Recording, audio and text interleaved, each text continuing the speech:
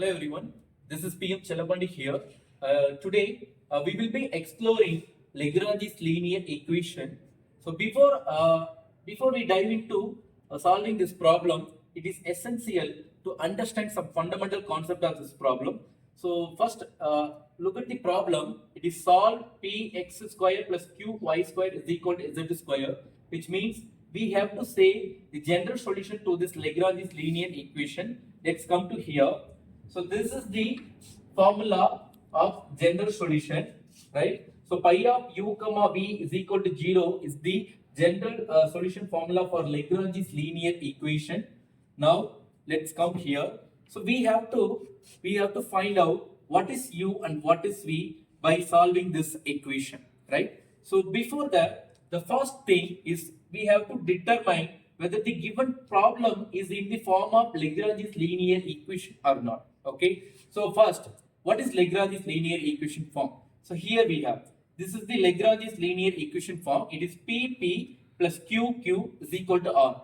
If our equation fits this structure, then it is called Lagrange's linear equation. Let us come to question whether we are going to check whether the given problem is fitting this structure or not. So here we have small p, and this is going to be the coefficient of small p is going to be capital P. Then the coefficient of small q is going to be capital Q, and obviously it is going to be capital R.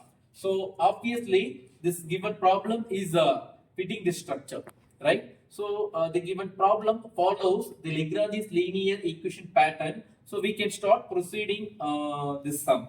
So first, after writing this general formula, then write down what is capital P, capital Q and capital R.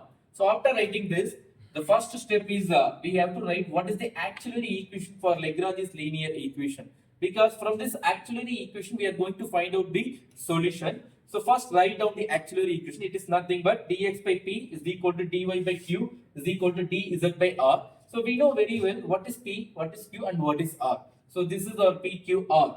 So we are going to replace this pqr by its actual value. So after replacing, then you will get this step. So this is our current auxiliary equation, right? So from this auxiliary equation, we are going to find out the solutions. So there are two ways to find the solutions, okay, to solve this auxiliary equation.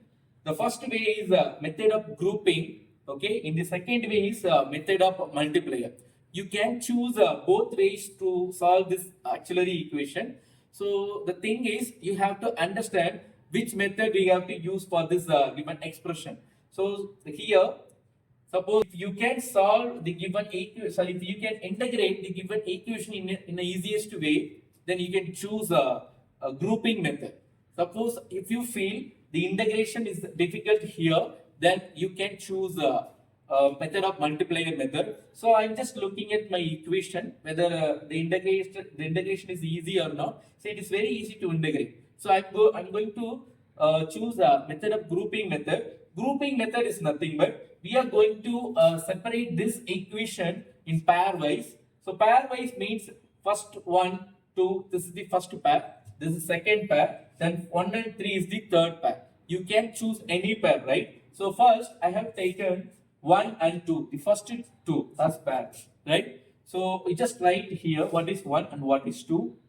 Okay, we are solving the auxiliary equation in grouping method. Okay, for grouping method is nothing but we are just separating the given equation pairwise, right? Okay, so I have separated pairwisely. Now this is dx by x square is equal to dy by y square is the first and 2. So here what you have to do, you have to integrate this expression on both sides, right? So I'm just putting integration simple here.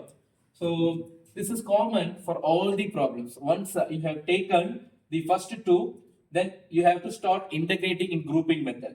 So here you just bring out your x square to numerator. It becomes x power minus 2. If you integrate x power minus 2, you will get x power minus 2 plus 1 divided by minus 2 plus 1. It is x power minus 1 is divided by minus 1. This can be written as minus 1 divided by x. So that I have written directly.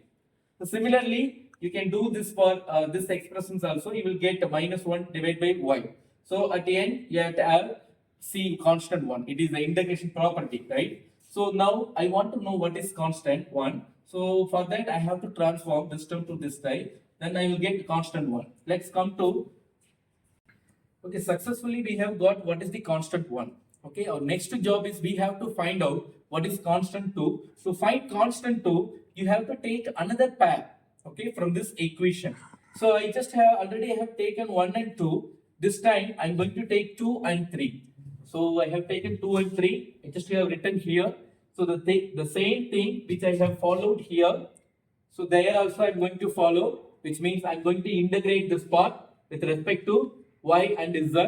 So after integrating, you will get minus 1 by y and minus 1 by z in the previous concept, right? Now, constant 2 is our, this is as per integrating concept, I have written constant 2. So I want to know what is constant 2. So constant 2, for getting constant 2, you have to transform this term to this side. This is your constant 2. So here what you have to understand, this is constant 1 and this is constant 2. To say the general solution, our formula is u and v. Okay, u is nothing but what you get in constant 1 is your u, and what you get in your constant 2, that is your v, right? So therefore, u and v is nothing but C1 and C2 is your u and v. That you have to write in the general formula. Therefore, the general solution is going to be pi of 1 by, you can give a bracket to this so that it will be clear to everyone. Okay, therefore pi of 1 divided by y minus 1 divided by x, comma 1 divided by z minus 1 divided by y is equal to 0. So this is the expected general solution. So dear students, it is very easy to solve this problem. So we should know only few things to solve the Lagrange's linear equation, right? Okay, thank you so much. We will meet in next video.